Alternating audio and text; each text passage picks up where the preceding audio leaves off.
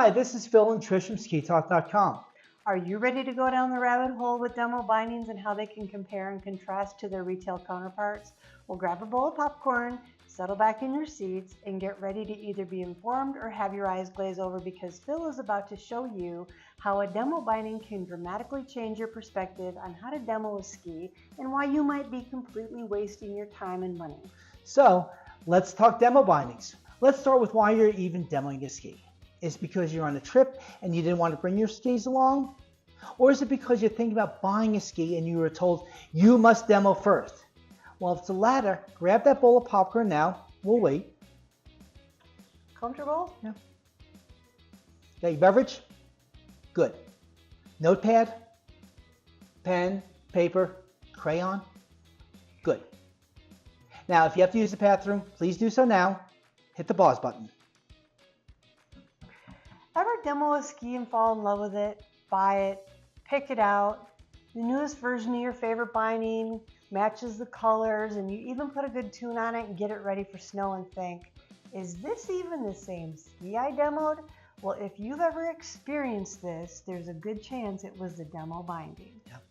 Because when you're demoing a ski, you're demoing 4 things: the terrain, the snow conditions that you might be trying it in, the tune of the ski, the bindings as we're going to discuss here, and lastly, the ski. We are going to focus on the demo binding in this video and how demo bindings can and will change your skiing and testing experience, because bindings are not bindings are not bindings, and a demo binding can be a very poor interpretation of its retail counterpart. We will be talking about what makes a demo binding different and why it can completely change how a ski performs, so that the ski experience you think you're buying might not be the same experience you get with a consumer version. Yeah. Since the advent of GripWalk and textiles, the room between the ski and the boot has changed, and the manufacturers have been forced to reevaluate and redesign how they make demo bindings and what they're willing to give up and compromise in their designs. I'm going to talk about the 4 major manufacturers that we have here and compare and contrast how their demo bindings are different than their retail counterparts. We're going to start with the Salomon Strive and 13 GripWalk demo bindings. The Strive demo is the only demo binding of the current generation of bindings that have a movable toe and heel that is the same stand height as their retail counterpart over here, being the Strive 14 and the 16.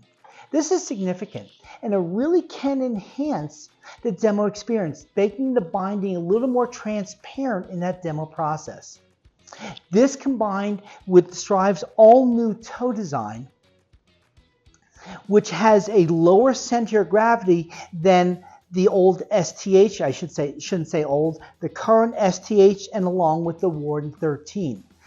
Stack height and low center of gravity on the Strive is going to be at 20 millimeters, where the Warden is 30 and the STH is 33. These are the retail numbers. Some of this does translate over to the demo binding, so we're just going to use that actually for a point of reference. But that lower center of gravity makes for a toe piece that is much more reactive. Delta on the binding, on the demo binding, is at 5 millimeters, which is pretty much in line of any other Salomon binding that you have skied through the years. What is not shown here is actually the Warden demo. And that actually is worth pointing out, where the Strive bindings are DIN and GripWalk compatible. The Warden is also MNC compatible. So if you have an AT sole or you need that extra adjustability in the toe, you have that with the Warden. And the nice thing with the Warden is that Delta is also still static, because this binding actually will adjust from the top up and down to keep that stance neutral of what you would expect from any of your other bindings. While this Strives, you're going to see have an Atomic logo here and a Salomon logo on this one here. They are also available through Armada and also partner brands such as Stokely. A lot of people will ask, why isn't there a demo version of a look pivot? Well, quite frankly, if there was, it wouldn't be a look pivot, especially for what we appreciate about that binding. It's a short mount distance, a low rotation weight. So there's a lot of aspects of that binding that do not lend itself to becoming a demo binding. So we're going to move that guy aside. We're going to focus on the Look Rossignol Group's 3 main demo bindings. And let's say 2.5 main demo bindings. Starting with the SPX over here, which is, by all accounts, a regular retail looking binding, which is great. It's what we want, and that's our goal and how we want that ski to react. But this one actually is a little different. It is the SPX test binding. Okay. Look is so adamant that they want a natural feel with that of a demo binding. Past couple of years, they generated this binding, which, like I said, looks like the regular one, but it is a long track heel binding. So where the regular binding has about 25 millimeters of travel, this one has over 50. When they put that onto a test ski, and when we're going to a review test so we can test the manufacturer's product, they felt it was much more important to be lower on the deck and have that proper stack height than it was to have the ability of adjustable toe, and to be fore or aft maybe a centimeter or so wasn't as important as being lower on the deck. And to be honest with you, I agree with them, and that we get a much better, truer feel on that ski. And the reason that they did that with this binding is that all they had up to then was the Connect binding. Okay, this has an adjustable toe and heel, but if you can see on this binding how tall it is. Okay, it's well over 30 millimeters high, which, while on a narrow ski really doesn't matter that much. We like to have that leverage in tipping that ski onto edge on any ski really below, let's say, low 80 millimeters underfoot. It worked well. But once we put this binding on a wider ski, it really changed the dynamics of that ski. So while they had this binding and it's still in the line, we're going to still see it on some of the system skis. What they came new for this year is the metrics. And what it does, it basically splits the height between these two bindings as far as stack height. Right around 20 millimeters, mid 20 millimeters height, over 30 millimeters height.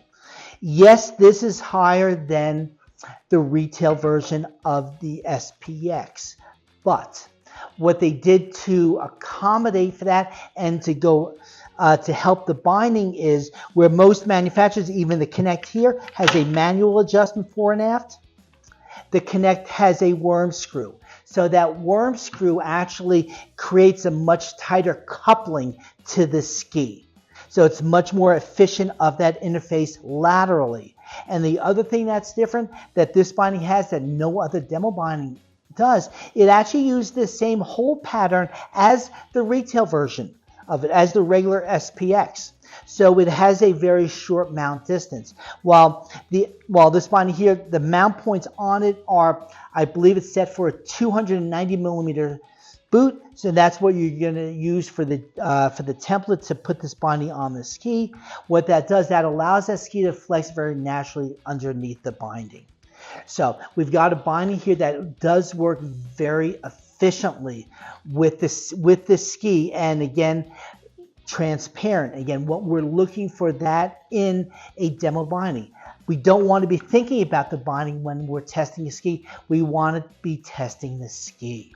About 15 years ago, Marcus set the standard with demo bindings.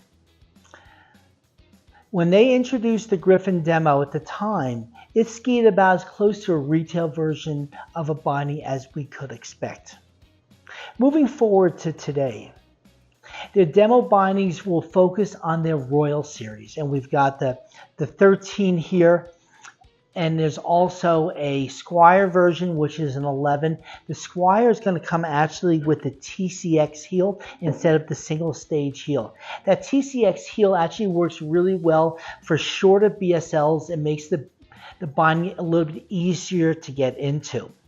The Griffin demo is actually also available, that heel as an option. So if you are at a demo, you might see either one on that, and either one is going to work quite well for you. Comparing the demo to the retail version, all of the bindings are going to be sole ID, which means they are set up to work with GripWalk and DIN soles right out of the box. But they also can accommodate a multi-norm or an AT sole if you have that type of boot. Stand height on the binding is slightly higher than that of the retail version, but it really doesn't make a difference and doesn't feel that noticeable when you're out there on the snow. Marker's always been known for having very strong coupling of the binding to the boot. Again, some of them we will see that TCX heel, and again, that means just a little bit easier to get into.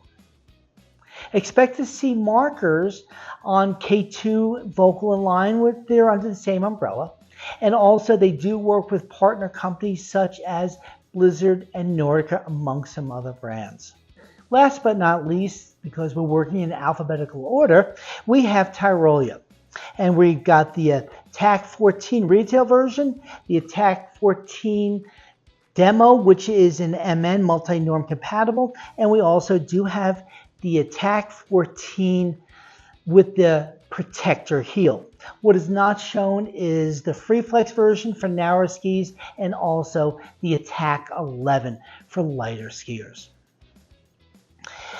We've got, starting with the Attack 14, is we've got actually one of the lowest center gravities and the lowest stack heights of any binding, which actually creates a binding that actually steers really well. Tyrolia did a super job with this binding, and I think it's also one of the reasons of that steering ability that makes it one of the most popular bindings in this class. As we do move up to the demo version of it, to accommodate the multi-norm ability and having, again, as I mentioned earlier, ability to accommodate that thicker sole, Tyrolia actually had to raise this binding a significant amount. We've got a stand height here of over 30 millimeters, making it one of the higher ones in the industry.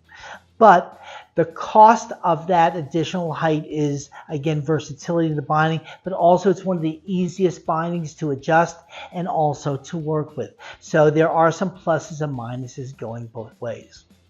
Now we also do have, for 2023, is the protector version, which actually does use that same attack toe on it, but now we have the protector heel.